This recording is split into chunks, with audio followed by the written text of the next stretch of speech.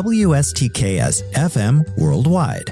Digital collaborative learning for the 21st century.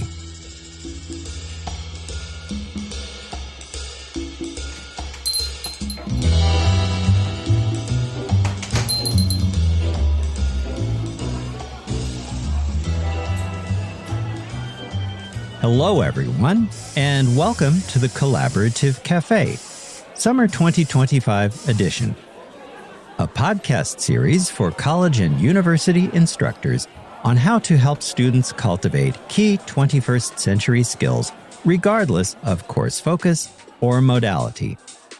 My name is Stokes Schwartz, and I'm a professor in the Center for Integrative Studies in the Arts and Humanities here at Michigan State University.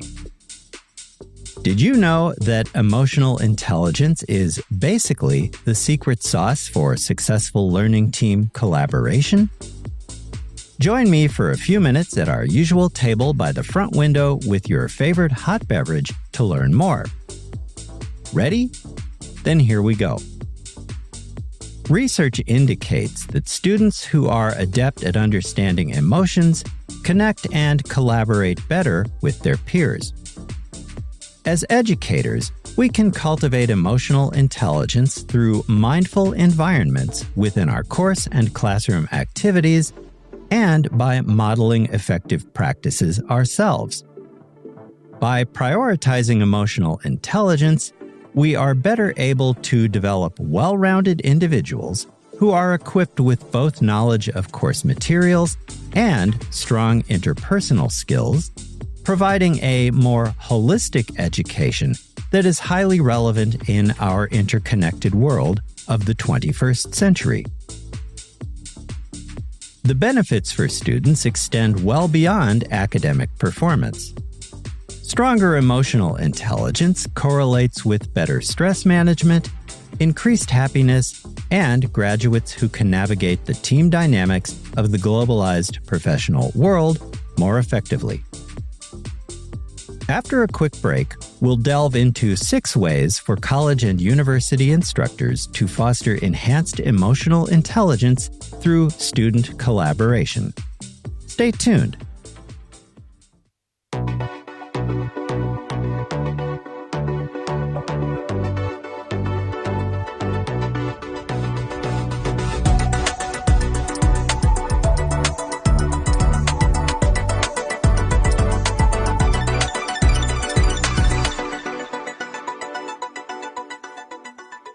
Thanks for joining me, everyone.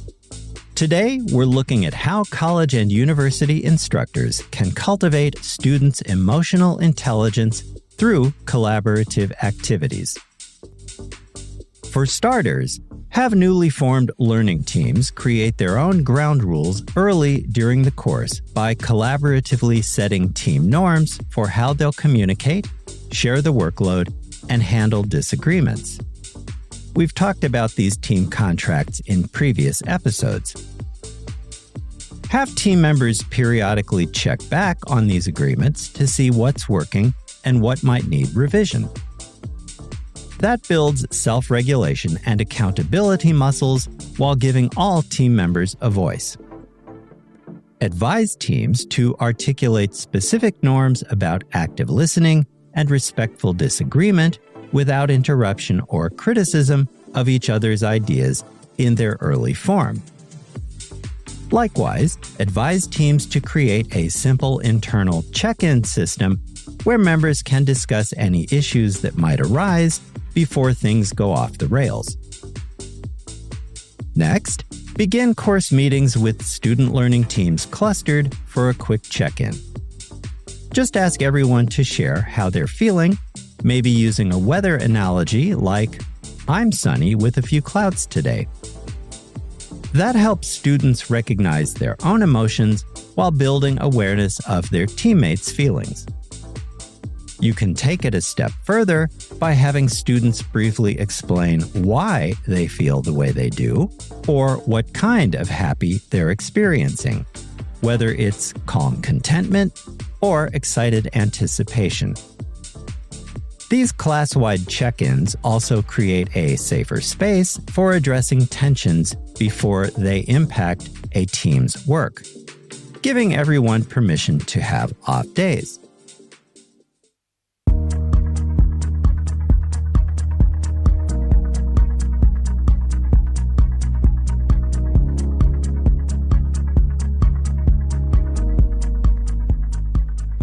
Welcome back. Let's continue our examination of how we can cultivate improved emotional intelligence among college and university students through team-based assignments. Role-playing exercises during class, where students step into different perspectives, especially around conflict situations, are a third way we can cultivate emotional intelligence among and within learning teams. Have members take on roles dealing with common team issues like unequal contributions or clashing work styles. After they've walked in someone else's shoes, open up a discussion about how that felt and what students discovered. Make sure they practice active listening by summarizing others' viewpoints before responding. For maximum impact, occasionally record these sessions, with student permission, of course, so that students can watch themselves later and notice their body language, since nonverbal cues often communicate feelings we don't realize we convey. Yet another way to cultivate improved emotional intelligence through student collaboration is to give teams challenging problems to solve together during class and in their projects completed outside of those meetings. Then, ask how everyone felt during the process, what tensions came up, and how they worked through tough moments. That connects feelings directly to teamwork effectiveness and builds emotional navigation skills for future collaboration. Ask students to pinpoint moments when they felt particularly understood or misunderstood, and discuss why with the other members of their team.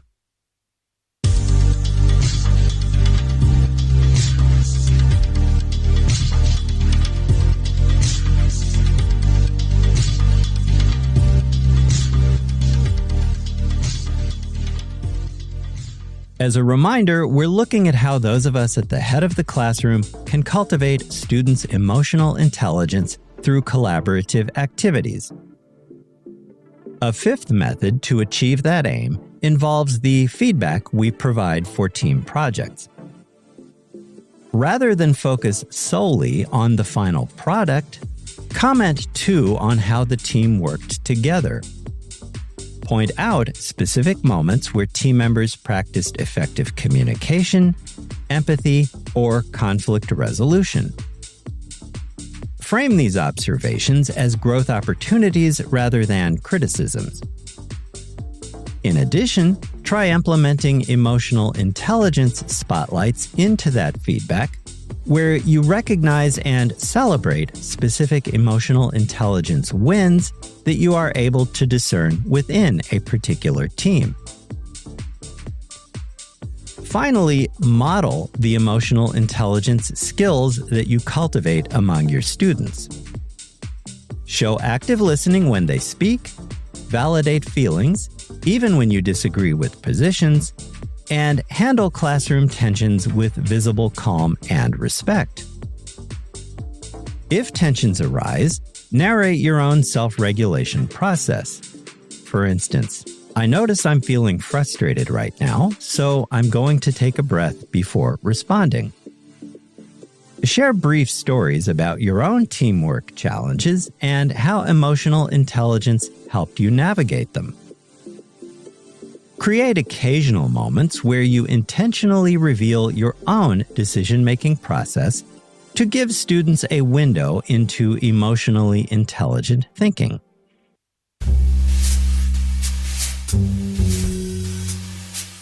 WSTKS-FM Worldwide.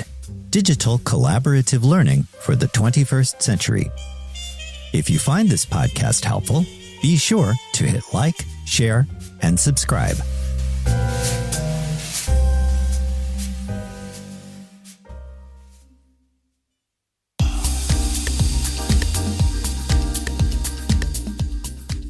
Before we wrap up today's program, let's review how college and university instructors can cultivate greater emotional intelligence in students through collaboration.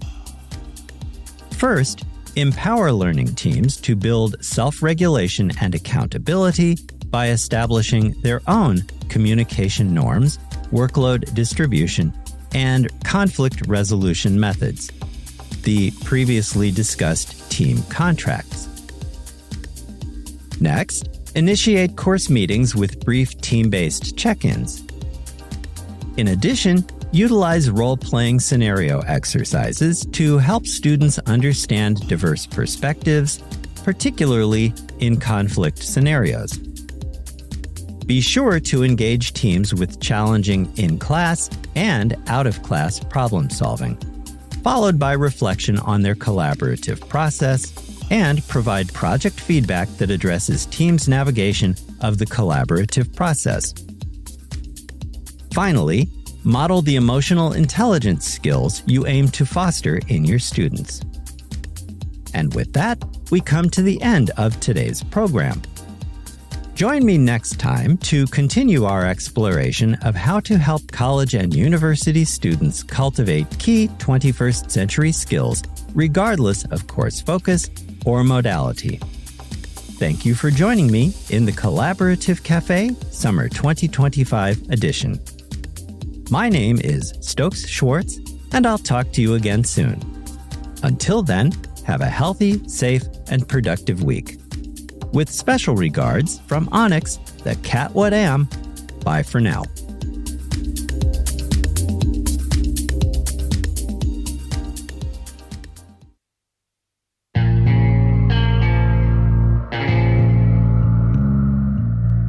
You've just heard a podcast from WSTKS-FM Worldwide, digital collaborative learning for the 21st century.